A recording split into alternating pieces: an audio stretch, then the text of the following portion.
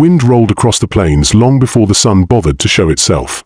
Elias McCord, a man whose face bore the chiseled lines of hard seasons and harder memories, woke the same way he always did, without an alarm, without hesitation, and without anyone waiting beside him. His small ranch lay miles away from town, a patch of stubborn existence carved out of dust and old dreams. Most mornings, silence was his only company. But on this one, something felt wrong. The animals were restless. The chickens had been clucking all night, and that sound was never a good sign. Elias slipped on his boots, grabbed his lantern, and stepped outside. The pre-dawn gloom pressed against the sky, making the landscape look carved from charcoal. He crossed the yard, the boards beneath his feet creaking like tired bones. A faint trail of feathers led toward the coop. Coyotes were common here, but this looked different. Something had broken in. Something desperate. He unlatched the coop door, expecting to find a dead hen or perhaps tracks of a scavenger. Instead, he froze. There, curled in a corner, lay a woman. Her skin was darkened by dust, her hair tangled with feathers, her clothes torn and stained with dried blood. She wasn't dead. She was breathing, though each breath came shallow, almost frightened of the world that demanded it.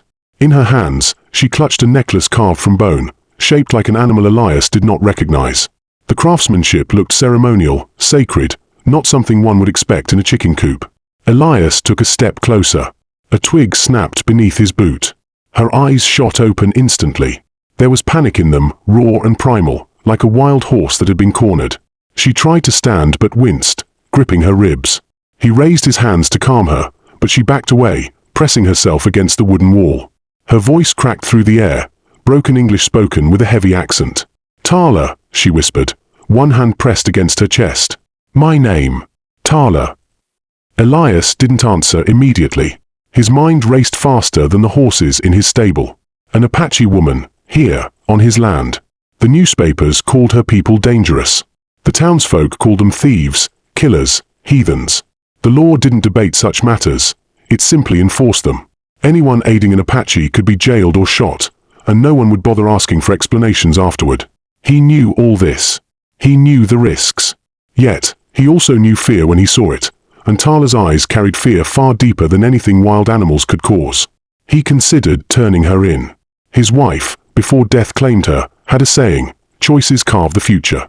Elias had spent years ignoring those words, living from day to day without making choices that mattered. But now, a decision clawed at him. Tala's wounds were real, her breath trembling, her body bruised. She was no threat. She was hunted.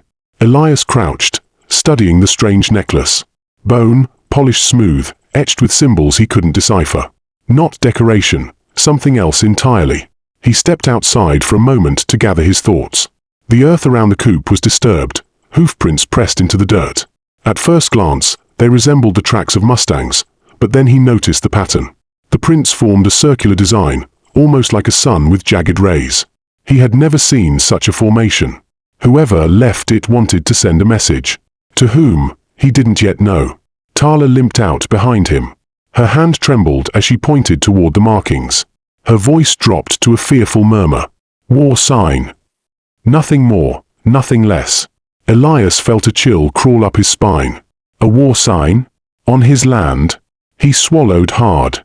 Whatever trouble Tala had fled from, it hadn't stayed behind. Before he could ask more questions, thunder cracked across the plains, not from the sky, but from hooves.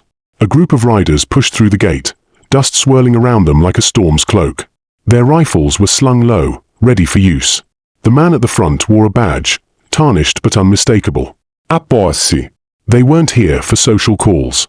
Elias moved instinctively. "Inside," he whispered to Tala, pushing her toward the barn.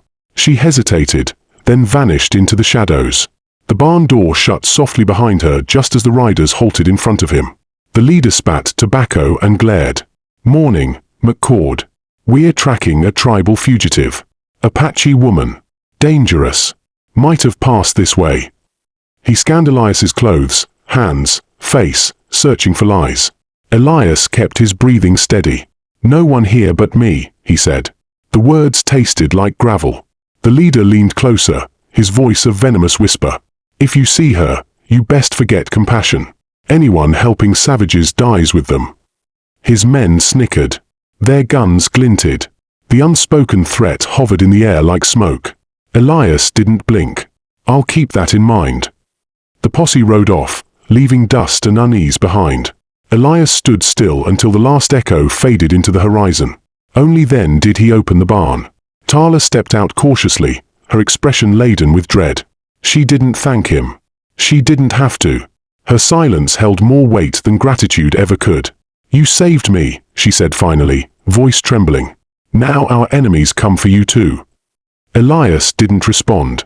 He stared at the war symbol in the dirt, at the fading silhouettes of the riders, and at the woman fate had delivered into his coop. Somewhere between dawn and decision, he crossed a line he never intended to approach. He hadn't just offered shelter. He had chosen a side in a conflict he didn't understand.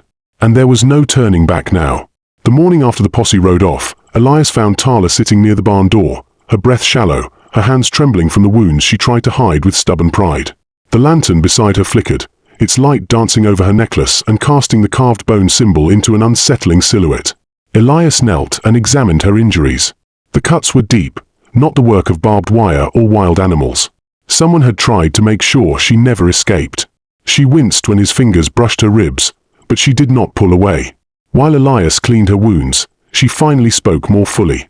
Her voice was raw, cracked by exhaustion, but her words carried the weight of history. She told him she was the daughter of a respected Apache war chief. Her tribe defended land their ancestors had held long before white men drew borders across the plains. Her mother had been the tribe's spiritual guide, keeper of the sacred symbols that bound the people to their mountains and the spirits believed to guard them.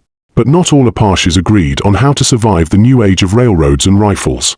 A faction within the tribe had broken away, hungry for power and willing to ally with white men who promised wealth. Tala's mother refused to surrender sacred objects or land. She died for that refusal. Tala's voice faltered when she spoke of it, her eyes vacant as if reliving the moment. Elias kept his hand steady as he stitched her wounds. The necklace she carried was more than decoration. It was proof, evidence of betrayal, a sacred marker her mother entrusted to her before the breakaway warriors struck. Tala fled, carrying her mother's last command: keep the symbols safe, no matter the cost. Elias listened, trying to make sense of a battle he did not understand. He was a rancher, not a soldier. His wars had been fought against drought, broken fences, and the deafening quiet of a house that lost its laughter when his wife died. He never imagined the land around him held secrets older than his ranch. But secrets have consequences. By midday, Elias discovered the first sign that trouble had arrived. The boundary fences he rebuilt tirelessly were torn apart, the wooden posts split like kindling. His cattle lay scattered, throats slashed, their blood soaking into the dirt. Smoke curled upward from warning arrows planted beside the bodies, feathers rustling in the wind. Tala stood behind him, her expression unreadable. "They mark territory," she said softly. "They tell us to leave." But I did not listen. Her tone carried guilt, but also bitterness. Elias clenched his jaw. Killing animals wasn't a threat. It was a promise. He rode into town that afternoon, intent on finding answers. The sheriff met him outside the general store, leaning against a post, twirling bullets in his fingers the way other men handled coins. He greeted Elias with too much friendliness. His badge gleamed under the sun, but Elias saw something else lurking beneath it, a small metal emblem shaped like a railroad spike. Elias had seen that symbol before, on posters, wagons, contracts. It meant money, land, and men willing to spill blood for both. "Heard you've been having visitors," the sheriff said. "Maybe you need protection. Folks get hurt when strangers wander around where they don't belong, especially Apache folk." Elias recognized the threat wrapped inside the offer. The sheriff wanted Tala. The railroad wanted land. The breakaway Apaches wanted symbols of power. None of them cared who died in between. When Elias refused to hand Tala over, the sheriff's eyes hardened. "You harbor her, you stand against the law," he warned. "And against progress. There's no room for old loyalties anymore." He spat dust at Elias's boots and walked away. A traitor's title now clung to Elias's name, stamped by a man who traded justice for profit. That night, the trap closed. Elias was awakened by the sound of hooves, swift, ghost-like, circling the ranch. Flames flickered outside. Arrows burned in the ground, lighting the barn like torches at a funeral. Elias rushed for his rifle, the door crashing inward before he could raise it. Masked Apache riders stormed through the darkness, their war cries cutting into the night. Elias fired, the blast shaking his bones. Chaos devoured the barn, hay scattered, horses thrashed, bullets sparked against iron tools. He would have died if not for Tala. She emerged from the shadows, moving with fierce precision, guiding him to safer ground, shouting instructions only someone born into conflict could know. She tipped over oil lamps, creating smoke screens. She led Elias through gaps between the stalls, using the shadows as allies. For every bullet Elias fired blindly, Tala's strikes were deliberate. Together, they forced the attackers back long enough for the raiders to retreat, leaving behind only the groans of a fallen warrior. Elias crouched beside the dying man. The Apache warrior stared with eyes that no longer saw. Tala knelt opposite him, murmuring a chant. When the man took his final breath, she closed his eyes, her fingers trembling. Elias said nothing. He simply placed his hat over his heart and helped her carry the body beyond the ranch's border. They buried him where the land met the sky, marking the grave with stones arranged in a circle. Tala guided Elias through the ritual. He followed without hesitation. In silence, he took his first step into Apache customs. After the burial, Tala stood beside him, the moonlight painting her face in silver tones. She looked at the ranch as if measuring battles yet to come. "They won't stop," she whispered. "Not until they own the mountains. My people guard something they want." Elias didn't ask what that something was. The answer was already written in blood across his land. He was no longer an observer. He was a participant, dragged into a struggle where no one survived by accident. Between the greed of white men hungry for territory and the vengeance of a divided tribe, Elias realized he hadn't chosen a side. Both sides had chosen him. Elias had seen danger before, but nothing compared to the journey that lay ahead. Tala insisted they leave the ranch before nightfall, saying her tribe needed to hear what she carried. The mountain range in the distance, jagged as broken teeth, seemed to beckon them. Elias saddled his horse while Tala guided him through hidden trails known only to those who walked them since birth. The land felt older beneath his boots, as though every stone held memory. Hours passed, the sun died behind the peaks, and the glow of a distant fire marked their destination. As they approached the Apache encampment, warriors emerged from the darkness like spirits pulled from the earth itself. Spears aimed at Elias's throat gleamed sharp as truth. His heartbeat thudded against the silence as the warriors closed in. He had been judged before he was spoken to. Tala stepped forward, raising her necklace high. Voices lowered, but suspicion lingered. The warriors parted just enough for them to walk through a narrow opening lined with torches. At the far end stood her father, tall, stern, a man carved from stone and spirit. His gaze was not anger, it was calculation. Tala spoke rapidly in Apache, her voice trembling between grief and resolve. Elias did not understand the words, but he understood the reaction. Gasps rippled through the tribe. Eyes turned toward him, full of accusation. Tala pointed at Elias and recited something solemn, then pressed her hand to her chest. The chief hesitated, then nodded reluctantly. Later, Tala translated. She had invoked a sacred law, a debt of life. Anyone who saved a member of the tribe could not be harmed, not unless the tribe forfeited honor. Elias had been granted tolerance, not trust. He slept among the Apaches that night, though sleep felt like a stranger. Tala guided him through morning rituals. The people moved without noise, as if the ground knew and loved their steps. Elias learned how to track without disturbing leaves, how to read the sky for direction, and how to make fire that produced no smoke. These lessons were not merely practical, they were cultural threads weaving him into a world that existed long before his ranch, before towns, before railroad tracks bit into sacred land. Elias watched Tala as she walked among her people. She was not only her father's daughter, she was a bridge between tradition and survival. Her gestures held grief for what had been lost and hope for what might be saved. She trusted him, although she never said it.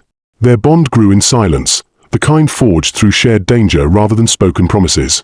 They rarely touched, but every glance held questions neither dared voice. In the Wild West, love was not declared. It was endured. One evening, Tala took Elias aside and spoke of the secret her tribe protected. Far beyond the mountains lay a canyon, hidden, dangerous, sacred. Beneath it ran silver veins richer than any mine known to white men. But it was not the silver that mattered. The canyon was an ancestral graveyard, a place where generations slept in the arms of the mountain. To disturb it was to tear out the beating heart of Apache identity. The breakaway warriors had promised the railroad men access to the canyon in exchange for power. Tala escaped with proof of that betrayal. The symbols she carried were not merely relics. They were testimonies. When Tala revealed this truth to her father's council, arguments erupted. Some demanded they prepare for war. Others argued that land was just land, that the tribe's survival mattered more than bones and legends. They spoke of moving elsewhere, leaving their heritage behind. The chief remained silent, torn between two futures. Elias stood among them, feeling the weight of a conflict older than his name. This was no territorial squabble. This was a people deciding whether memory was worth dying for. Later, Tala asked Elias what he would do.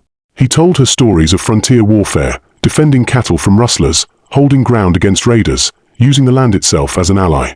He sketched strategies in the dirt, choke points along the canyon path, high ground ambush lines, decoys to confuse horsemen. The warriors studied his plans. For the first time, eyes that once held suspicion now showed something else: respect. Tala watched him with a quiet intensity, her gaze lingering longer than before. Their destinies were no longer separate threads, they were entwining. But peace was a fragile illusion. Before dawn, gunfire shattered the night.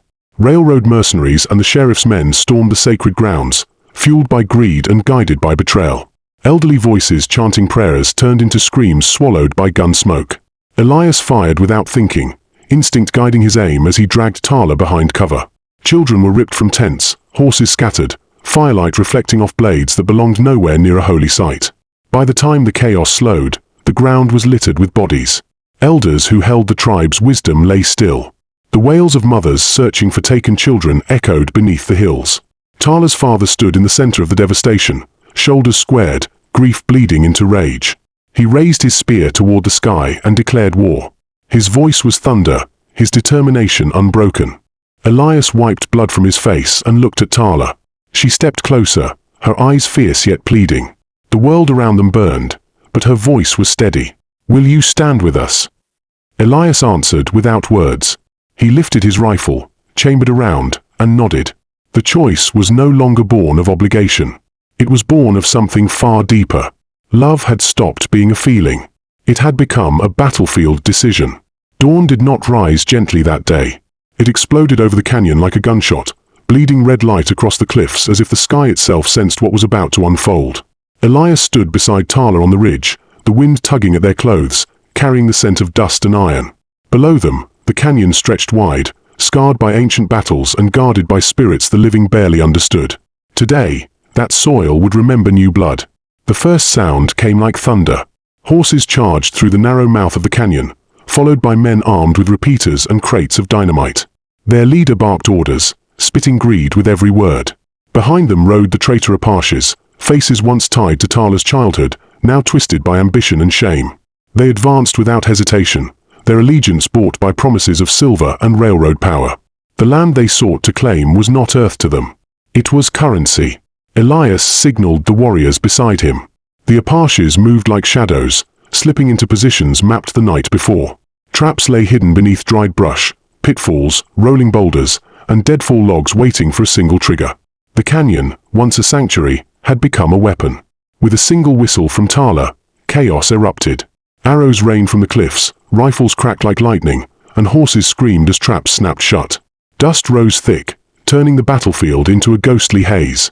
Elias fired from the heights, reloading with precision, his shots pushing back mercenaries trying to scale the rocks. Tala's voice rang out, sharp and commanding, her words fueling her people with purpose. She was no longer the wounded fugitive Elias found in his coop. She was a war chief's daughter reclaiming destiny. On the canyon floor, the traitor leader rode through the turmoil, his horse stamping the earth like thunder. His face, marked with ceremonial paint now corrupted by greed, locked onto Tala. He dismounted, blade in hand, and stalked toward her. Silence rippled through the battle. Even bullets seemed to hesitate. Tala stepped forward and unwrapped the necklace she carried. Its carved symbols glinted in the harsh sun. Gasps rippled through the traitor's followers. The necklace was proof, undeniable testimony that he had betrayed their ancestors and sold sacred customs for silver. His mask of strength cracked, rage twisting into desperation. He lunged at her, but Tala did not flinch. Her father's spear waited in her hands. Their duel became ritual. Each strike echoed more than violence, it echoed judgment. The tribe formed a circle, watching not a fight, but a reckoning. Dust clouded around them, steel flashed, breath strained. Tala moved with purpose born from generations of teaching, each motion guided by spirits unseen. When her spear found its mark, the traitor leader fell, his final breath dragged from him like smoke from dying embers. While the ritual concluded, Elias's war was far from over. He spotted the sheriff crossing a wooden bridge stretched over the canyon river, dynamite strapped underneath. The sheriff aimed to collapse the path, cutting off the tribe's escape. Elias raced toward him, rifle empty but fists ready. Sparks flew as bullets from hired guns grazed the wood. The bridge trembled like a creature about to break. Elias slammed into the sheriff, sending both men crashing onto the planks. Their fight was brutal and wordless, the clash of past choices grinding into the present. The sheriff sneered with the confidence of men who mistake corruption for strength. He swung with rage, landing blows that rattled Elias's bones. But Elias was not the man who once lived only for chores and quiet days. He had something to protect now. He blocked a punch, caught the sheriff's jacket, and shoved him backward. Flames licked the edges of the bridge where stray sparks landed. The sheriff lunged for Elias's throat, but Elias twisted free and delivered a blow that sent the man reeling. One misstep sealed fate. The sheriff fell through the burning planks, his scream swallowed by the river below. Smoke hissed as sparks met water, erasing his reign of deceit. With their leader gone and their betrayal exposed, the railroad men panicked. Their dynamite fell unused, their lines of attack crumbled. The Apaches pressed forward with coordinated strikes, defending what generations had preserved. Mercenaries broke formation and fled, chased not by warriors, but by the truth they could no longer buy their way out of. Defeat became bankruptcy. Ambition became ashes. When the final gunshot faded, the canyon stood untouched, defiant, alive. Elias staggered, blood dripping from his arm, breath heavy. Tala approached him, more moonlight than fire now that battle had passed. He stared at the canyon, thinking of his ranch, of empty rooms and a life defined by solitude. He believed this was not his world, not his people. He turned away, ready to disappear, ready to surrender whatever part he played in this story. But Tala stepped in front of him, hand gently resting against his chest. Her words pierced deeper than any weapon. "You didn't save me," she said softly. "You saved us." For the first time, Elias saw not a boundary between their worlds, but a path. The tribe gathered around him. Their chief placed a hand on Elias's shoulder, acknowledgement, acceptance, kinship. No one spoke, but the silence carried meaning deeper than language. Tala reached for his hand. This time, he did not hesitate. Their fingers intertwined beneath a sky no longer marked by war, but by possibility. In that moment, the rancher who once woke alone understood something he never had before. Land does not belong to men. Men belong to the land that shapes them. The camera of destiny pulled back as the wind whispered across the canyon. In the West, a man chooses his land. Sometimes the land chooses him. Love became loyalty. Loyalty became war. And a rancher became legend.